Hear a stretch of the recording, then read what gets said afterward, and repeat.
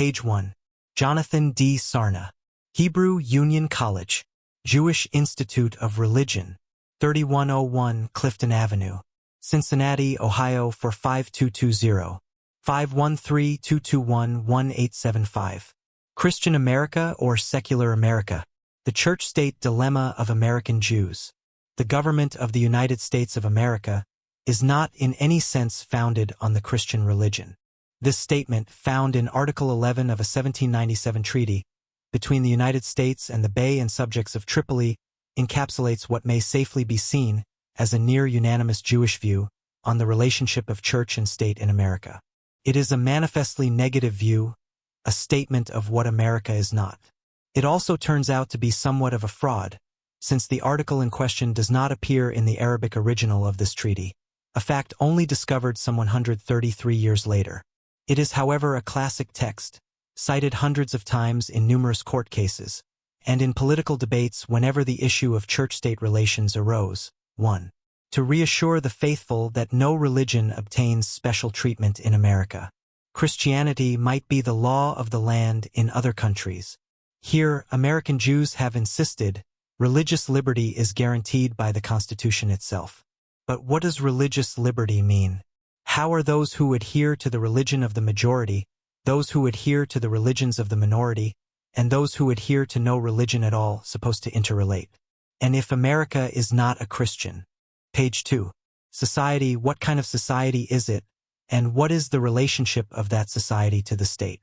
American Jews, especially since they have insisted that the Christian America model is wrong, have an obligation to respond to these questions and to propose alternative models of what the relationship of church and state in America should be.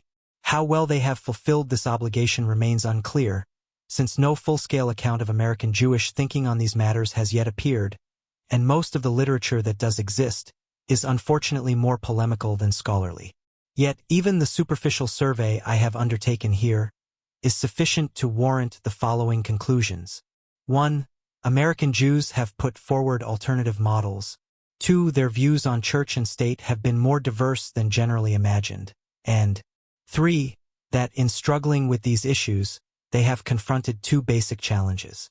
A. The challenge to participate as equals in majority society, without embracing the majority's religion. And B. The challenge to decide whether Jewish interests are better served under a system that guarantees equality to all religions, or one that mandates complete state separation from any religion. 1. The idea that America is a Christian nation has its roots in the colonial period, and continues as an unbroken tradition down to the present day. From the beginning, Robert Handy explains, American Protestants entertained a lively hope that someday the, page 3, civilization of the country would be fully Christian. The ways in which the hope was expressed and the activities it engendered varied somewhat from generation to generation, but for more than 3 centuries, Protestants drew direction and inspiration from the vision of a Christian America. It provided a common orientation that cut across denominational differences and furnished goals toward which all could work, each in his own style and manner. 2. The Constitution and the Bill of Rights, which, of course, applied only at the federal level and did not become binding upon the states until the 20th century, did not dampen the ardor of those who embraced the Christian America ideal, for they interpreted these documents narrowly. Their reading, and whether it was a correct one or not, is less important than the fact that they believed it to be true, was summed up by Justice Joseph Story in his famous Commentaries on the Constitution, 1833. The real object of the amendment was not to countenance, much less to advance Mahometanism or Judaism or infidelity by prostrating Christianity, but to exclude all rivalry among Christian sects, and to prevent any ecclesiastical establishment which should give to an hierarchy the exclusive patronage of the national government. 3. Story's view was buttressed by various notable court decisions, which, in accordance with British precedent, assumed that the Christian religion is recognized as constituting a part of the common law. 4. Chancellor James Kent, Chief Justice of New York's highest court, held in 1811 that religious freedom and church-state separation did not stand in the way of a common law. Page 4. Indictment for malicious blasphemy. For we are a Christian people, and the morality of the country is deeply engrafted upon Christianity. 120 years later, in 1931, the same phrase, "We are a Christian people," was used by the United States Supreme Court in a decision known as U.S. v. McIntosh. In 1939, the Georgia Supreme Court, in upholding a Sunday closing law, forthrightly declared America to be a Christian nation. 5. Individual Americans have been even more outspoken in associating the state with the religion of the majority. Daniel Webster, for example, argued eloquently before the Supreme Court, in the case of Vidal v. Girard's Executors, 1844, that the preservation of Christianity is one of the main ends of government, that a school derogatory to the Christian religion, or even a school for the teaching of the Jewish religion, should not be regarded as a charity, and that all proclaim that Christianity is the law of the land. He lost his case, but won cheers from members of the Whig Party. Furthermore, his views with regard to the illegitimacy of schools for the propagation of Judaism won support from the court, even as it rejected his claims on other grounds. 6. Webster may well have changed his mind later on. 7. Still, the views he expressed in this case clearly reflected the sentiments of a significant minority of Americans in his day and many decades afterward as well. 2. American Jews have, broadly speaking, offered two meaningful alternatives to the claims of Christian America. Both of them, page 5, are historically well-grounded, both appeal to American constitutional ideals, and both claim to promote American and Jewish interests. One stresses the broadly religious, as distinct from narrowly Christian, character of the American people, the other stresses church-state separation, and the attendant secular nature of the American government. They reflect different readings of history, involve Jews with different kinds of friends and allies, and translate into radically different policy positions. The first response conjures up an image of Americans as a religious people, committed to no religion in particular, but certain that some kind of religion is necessary for the well-being of all citizens. This idea finds its most important early legislative expression in the Northwest Ordinance of 1787, where religion, morality, and knowledge, not further defined, are termed necessary to good government and the happiness of mankind. Leading Americans from Benjamin Franklin, who proposed that non-denominational prayers be recited at the Constitutional Convention, to Dwight D. Eisenhower, "Our form of government has no sense unless it is founded in a deeply felt religious faith, and I don't care what it is," have championed similar views, as have some proponents of what is now known as civil religion. The concept is somewhat nebulous and means different things to different people. What is important here, however, is the existence of an ongoing tradition, dating back to the early days of the Republic, that links Americans to religion without entering into any particulars. It is a tradition that counts Judaism in among all other American faiths, Christian and non-Christian. Page 6. Alike. This tradition, although rarely appealed to by American Jews today, forms the basis for almost every important American Jewish call for religious freedom in the early decades following independence.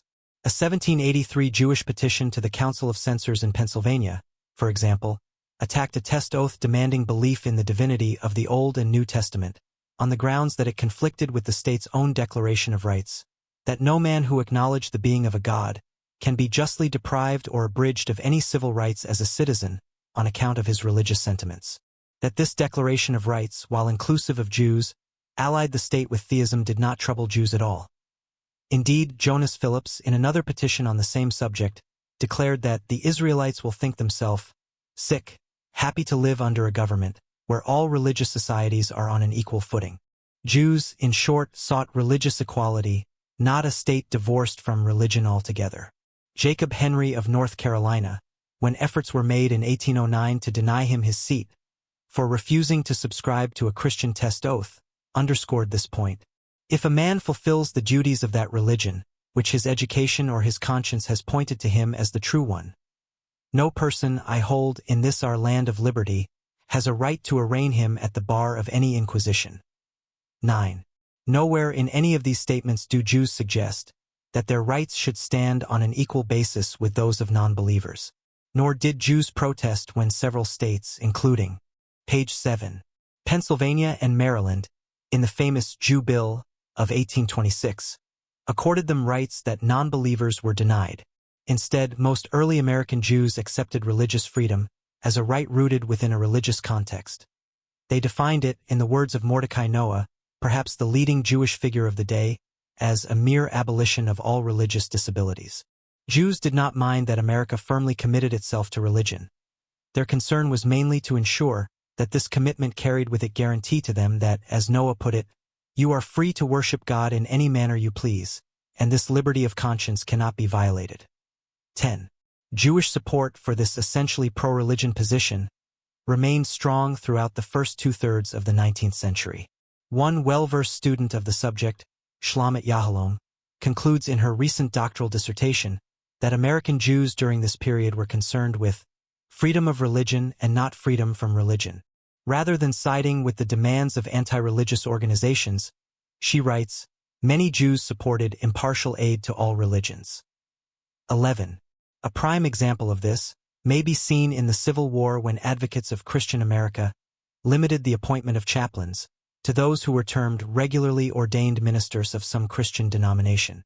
When a Jewish chaplain was refused on this basis, Jews naturally responded with vigorous protests. What they sought, however, was not an abolition of the chaplaincy, as a secularist interpretation of America's religious tradition might have demanded, but only religious equality. When the law was changed so that the word Christian was construed to mean religious, page 8, allowing chaplains of the Jewish faith to be appointed, the Jewish community pronounced itself satisfied. 12. Nor was this a unique case. As Professor Naomi Cohen explains in her recent book on German Jews in the United States, the Jewish pioneers for religious equality generally asked for government neutrality on matters of religion. A neutral to all religions rather than a divorced from religion state. Indeed, the latter concept, which in the climate of the 19th century was tantamount to an anti-religion stance, was as abhorrent to Jews as it was to most Americans. Rabbis, long the most influential leaders of the community, taught that religion was a vital component of the good life and, like Christian clergymen, inveighed against the inroads of secularization. 13. While this response to the challenge of Christian America never completely lost its appeal, Jews in the last third of the 19th century found to their dismay that calls for religious equality fell more and more on deaf ears. The spiritual crisis and internal divisions that plagued Protestant America during this period, a period that confronted all American religious groups with the staggering implications of Darwinism and biblical criticism, drove evangelicals and liberals alike to renew their particularistic calls for a Christian America. Evangelical leaders championed anti-modernist legislation to protect the Christian Sabbath, to institute Christian temperance, to reintroduce Christianity into the schoolroom and to write Christian. Page 9. Morality into American law codes. 14.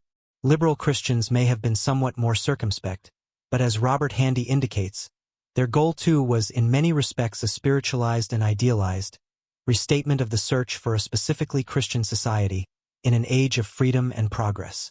15. The implication, spelled out by one writer in the American Presbyterian and Theological Review, was that non-Protestants could never win full acceptance as equals. This is a Christian republic, our Christianity being of the Protestant type. People who are not Christians and people called Christians but who are not Protestants dwell among us, but they did not build this house. We have never shut our doors against them. But if they come, they must take up with such accommodations as we have. If anyone, coming among us, finds that this arrangement is uncomfortable, perhaps he will do well to try some other country. The world is wide. There is more land to be possessed. Let him go and make a beginning for himself as our fathers did for us. As for this land, we have taken possession of it in the name of the Lord Jesus Christ. And if he will give us grace to do it, we mean to hold it for him till he comes. 16. A proposed Christian amendment designed to write the Lord Jesus Christ and the Christian basis of national life into the text of the Constitution attempted to ensure that these aims would be speedily realized. 17. Jews, new to America and all too familiar with the anti-Jewish rhetoric of Christian romantics in Europe, were understandably alarmed by these efforts. As in the Old World, so in the page 10. New, they thought, proponents of religion were allying themselves with the forces of reaction. In search of a safe haven, many Jews now settled firmly down in the free-thinking liberal camp. It seemed far more hospitable to Jewish interests. Jews also turned increasingly toward a more radical response to Christian America, the doctrine of strict separation. 3.